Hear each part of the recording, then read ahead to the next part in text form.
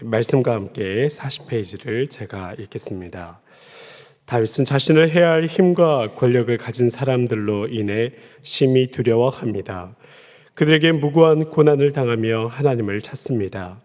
하나님은 고통 속에 신음하고 있는 자기 백성의 아픔과 눈물을 귀히 보십니다. 다윗은 하나님이 함께 하시면 원수가 물러갈 것을 확신했습니다.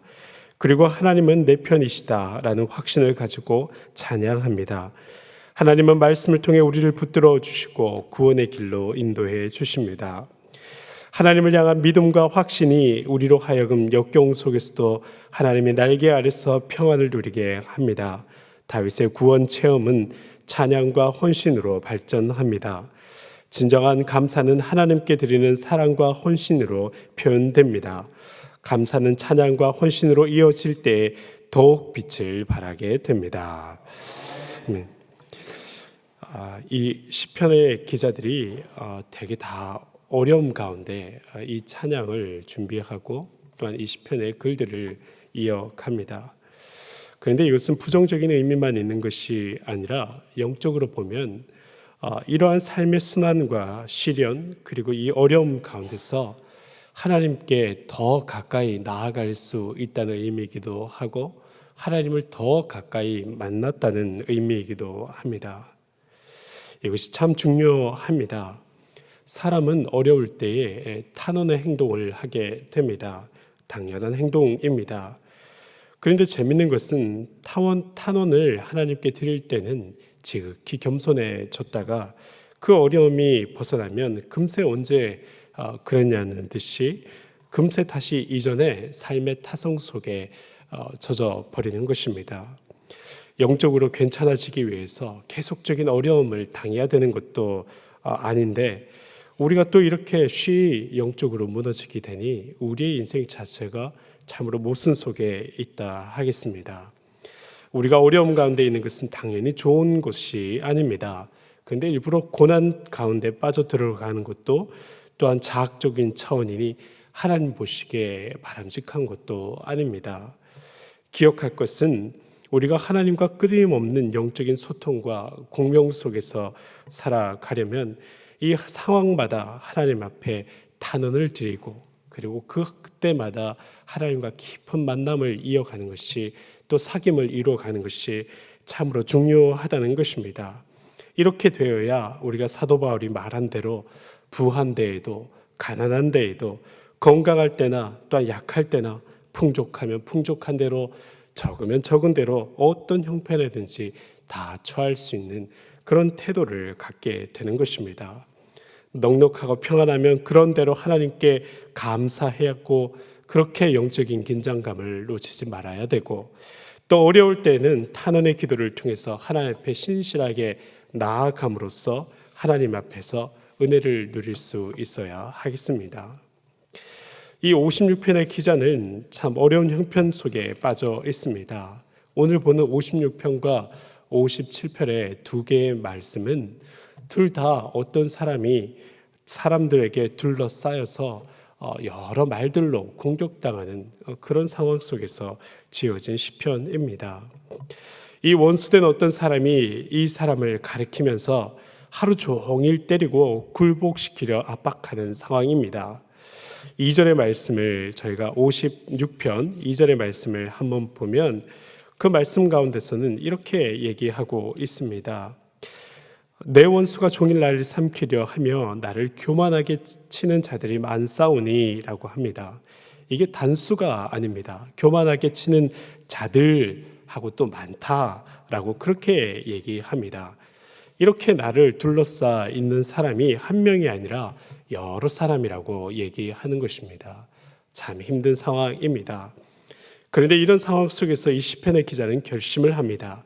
3절 말씀에 보면 두려워하는 날에는 내가 주를 의지하리이다 하고 그렇게 결심하면서 고백합니다. 상황 속에 있는 특별히 어려운 상황 속에 있는 결단입니다. 신앙적인 결단입니다. 두려운 마음에 몰입되지 않습니다. 두려운 상황에 매여서 주목하지 않습니다. 그 두려운 상황 속에 오히려 하나님을 내가 결심하고 이분을 바라봐야겠다 그렇게 생각하는 것입니다. 56편에 있는 이 기자는 특별히 사람들의 거짓에 둘러싸여 있습니다. 5절과 6절 말씀 한번 같이 보면요. 그들이 종일 내 말을 곡해하며 나를 치는 그들의 모든 생각은 사악이다. 그들이 내 생명을 엿보았던 것 같이 또 모여 숨어 내 발자취를 지켜보나이다 라고 그렇게 얘기합니다. 이 원수된 사람들이 둘러 앉아가지고 내가 하는 행동 하나하나를, 내가 하는 말 하나하나를 가만히 지켜보면서 책 잡을 거리를 찾고 있는 것입니다. 이 지켜보는 것에서 끝나는 것이 아니라 특별히 이 기자가 하는 말들을 곡해합니다. 그런 의도로 한 말이 아닌데도 불구하고 이 말을 곡해합니다. 그런데 이것이 참 환장할 노릇입니다. 이게 한 명이면 그 사람을 붙들고 시시비비를 가리며 이렇게 대거리라도 하며 싸울 텐데 저쪽 편이 여러 명입니다.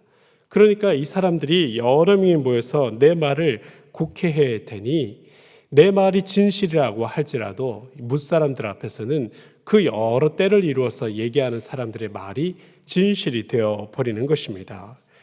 이것은 내가 하는 말이 진실이어도 거짓이 되고 그들이 하는 말은 거짓인데도 진실이 되는 이런 상황 속에 이 사람이 서 있는 것입니다. 이것이 참 무서운 일이 아닙니다. 여러분, 사람이 꼭 칼질을 해야 사람이 죽는 게 아닙니다. 말을 통해서도 사람이 낙심하고 죽을 수 있습니다. 곡해하는 말들은 내 팔을 비트는 것처럼 그렇게 마음에 큰 고통을 주는 것입니다. 여러 사람이 편이 되어서 내 말을 곡해하고 그것이 여론이 되어서 내 진정이 받아들여지지 않을 때에 우리는 숨어서 우는 수밖에 없습니다. 답답함을 받아줄 리가 없기 때문입니다. 그런데 오늘 이 시편의 기자는 신앙 안에서 분명히 한 가지를 알고 있습니다. 그것은 그가 숨어서 흘리는 눈물조차도 주께서 계수하신다는 사실입니다. 8절 말씀을 저희가 한번 보겠습니다. 나의 유리함을 주께서 계수하셨사오니 나의 눈물을 주의 유리병에 담으소서. 이것이 주의 책에 기록되지 아니하였나이까 하고 주님을 향하여서 호소하고 있습니다. 여러분, 이가 흘리는 그 눈물이 뺨을 타고 흘러가서 속절없이 말라버리는 그런 상황이 아니라는 것입니다. 하나님께서는 이 사람이 그 중에 방황하고 있었던 세월들을 계수하시고 또한 그가 흘렸던 눈물들을 유리병에 담으셔서 이것들을 하나하나 계수하고 기억하신다는 것입니다. 하나님께서 기억해 주심이 진실을 말하는 자의 당당함입니다. 이것은 거짓을 이길 수 있는 확신의 근거가 되어집니다.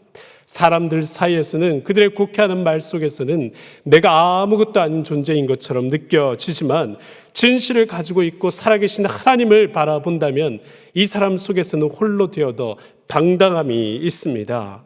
내가 반드시 이기리라는 하나님께서 내 손을 높이 들어주실 거라는 확신 속에서 오늘의 평안을 발견하는 것입니다. 여러분, 하나님이 판단하십니다. 사람의 수와 힘의 차이와 상관없이 주께서 손들어 주시는 그 사람이 이기는 것입니다. 9절 말씀에서 내가 아뢰는 날에 내 원수들이 물러가리니 이것으로 하나님이 내 편이심을 내가 아나이다 하고 그렇게 고백하는 것입니다. 판단자인 그분이 내 손을 들 때에 거짓은 거짓으로, 그들이 얼마나 많은 무리를 이루어도 거짓은 거짓으로, 하나님이 내 편이실 때에 내 진정은 영광으로 그렇게 드러나게 되는 것입니다. 그러므로 우리는 낙심하지 말고 진리의 삶을 추구해야 됩니다. 어떤 상황 속에서도 진리의 삶을 구하며 살아야 되겠습니다. 예수께서 말씀하실 때에 가난한 자가 복이 있다, 우는 자가 복이 있다, 그렇게 말씀하십니다. 가난하다는 것, 사람이 울게 된다는 것, 질병의 상황 속에 있다는 것, 삶의 참 어려운 조건들입니다. 그러나 이것은 역설적인 신비가 있습니다. 누구나 가난하고 울고 외롭고 그런 것들을 벗어나고 싶기는 한데 오히려 그 안에 있을 때에 하나님이 더 가까이 찾아와 주시니, 특별히 하나님을 간구하는 그 모양을 주께서 외면치 않으시니 새로운 영적인 평안을 얻는 기쁨이 있다는 것입니다. 가난과 외로움, 따돌림, 그리고 큰 질병, 이런 것들은 생명의 원초적인 현실과 영적인 깊이로 우리를 인도해 줍니다. 이 말은 절대 그런 어려움 가운데 있는 사람에게 할 수 있는 말은 아니지만, 우는 사람이 복이 있다 하는 것은 우리에게 주신 하나님의 소망의 말씀입니다. 이것을 꼭 기억해서 하나님 보시기에 기뻐하시는 진리의 삶을 살아가시기를 주님의 이름으로 축원드립니다. 또한 이어지는 57편의 말씀을 보면 이 말씀도 탄원시이지만 이 탄원의 말씀은 결코 탄원으로만 끝나지 않습니다. 탄원으로 시작해서 맨 뒤쪽에 보면 7절 말씀부터 하나님이여 내 마음이 확정되고 내 마음이 확정되었사오니 내가 노래하고 내가 찬송하리이다 하고 이어져서 탄원에서 찬양으로 바꿔져 가는 그런 시라고 할 수 있겠습니다. 이 57편의 기자도 56편의 기자처럼 비슷한 일들을 당하고 있습니다. 4절 말씀을 한번 보면 내 영혼이 사자들 가운데에서 살며 내가 불사르는 자들 중에 누웠으니 곧 사람의 아들들 중에라. 그들의 이는 창과 화살이요 그들의 혀는 날카로운 칼 같도다 라고 얘기합니다. 이 사람의 영혼이 사자들 가운데 살고 있다. 주위에서 사자들이 으르렁대는 것처럼 나를 향해서 으르렁대고 있는 사람들 사이에 있는 것입니다. 내가 불사르는 자들 중에 누웠다. 여러분, 사람이 죽은 시체가 아니고서야 어떻게 화구에 들어가겠습니까? 그런데 이 사람은 내가 불사르는 것 중에 누워있는 것 같은 꼴이라는 겁니다. 그리고 나를 둘러싸이는 사람들이 말들을 해대는데 그 말은 창 같고 화살 같고 그 부드러운 혀가 날카로운 칼처럼 나를 찔러오는 그런 상황이라는 것입니다. 이 사람도 역시 사람들 사이에서 말로 어려움을 당하고 있습니다. 여러분, 이와 혀, 이 모든 것들을 통해서 사실상 사람을 공격할 수 있죠. 아주 힘든 상황 속에 있습니다. 보통 물질적으로 손해를 봤다든지 아니면 신체적으로 위해를 받았다든지 이런 쪽의 아픔보다 말의 아픔이 더 길게 갈 수 있습니다. 신체의 아픔은 위해를 받았을 때에 그때 이렇게 저런 모양으로 치료하고 끝날 수 있는데, 말로 위해를 당하게 되면 이게 돌이킬 수가 없습니다. 이 말이 계속적으로 생각나면서 내 마음을 또 아프게 하고 또 아프게 하고 그렇게 계속적으로 흘러오는 것입니다. 내가 이런 모든 것들에 대해서 이 사업이 망해도 다시 힘들어도 일어설 수 있고 방향을 갖고 갈 수 있고, 큰 병에 걸렸어도 다시 살고자 하는 마음으로 그렇게 살 수 있지만, 이 말은 평생 동안 내 마음을 붙들면서 살아가고, 또 어떨 때에는 내가 그렇게 상처받은지도 모르고 그 사람의 인격이 변형되어져 가는 그럴 때도 있는 것입니다. 그러므로 우리는 먼저 말을 할 때에도 참 좋아해야 하지, 참 조심해야 되겠지만, 또한 이 말을 받았을 때에도 그 말 속에 갇히지 말아야 됩니다. 그 말이 나를 주장하지 못하게 해야 됩니다. 하나님의 말씀은 내 인생을 주장케 할 수 있겠으나 사람들이 하는 나를 향한 평가이며 사람들이 나에게 위해를 가는 그 말 자체가 나를 영원히 속박하지 못하도록 그 말을 떨쳐버려야 됩니다. 여러분, 그 말을 떨친다는 것은 단순하게 내가 그 말을 떨쳐야겠다, 생각지 말아야겠다 한다고 되는 것이 아니라 작정하고 하나님 앞에 다른 말들을 채워 넣어야 되는 것입니다. 특별히 여러분, 오늘 말씀 가운데 이 사람은 우리가 한번 읽었던 것처럼 57편 7절 말씀에 하나님이여 내 마음이 확정되었고 내 마음이 확정되었사오니 내가 노래하고 내가 찬송하리이다 하고 그렇게 주장을 합니다. 여러분, 내 마음을 확정하는 것입니다. 그 말이 나를 주장하지 못하게 하겠다. 그 말이 나를 움직이지 못하게 하겠다. 그 말 속에서 내가 제한되지 않겠다고 확정하는 것입니다. 그리고 이 사람은 다시금 더 능동적인 확정으로서 이제 내가 하나님을 찬양하는 것을 내 속에서 내며 그 찬양하는 식구가 내 마음속에 흘러가게 하도록 그렇게 자신을 주장하고 하나님 내가 결심하고 주님 앞에 찬양하겠다고 얘기하는 것입니다. 이어지는 말씀을 한번 보십시다. 57편 8절부터 내 영광아 깰지어다 비파야 수금아 깰지어다 내가 새벽을 깨우리로다 라고 얘기를 합니다. 내 영광아 깰지어다. 여전히 나는 하나님의 영광 중에 있는 사람이오니 제한되지 않고 깨어나라. 그리고 그 영광을 바랄 수 있도록 깨어나는 것입니다.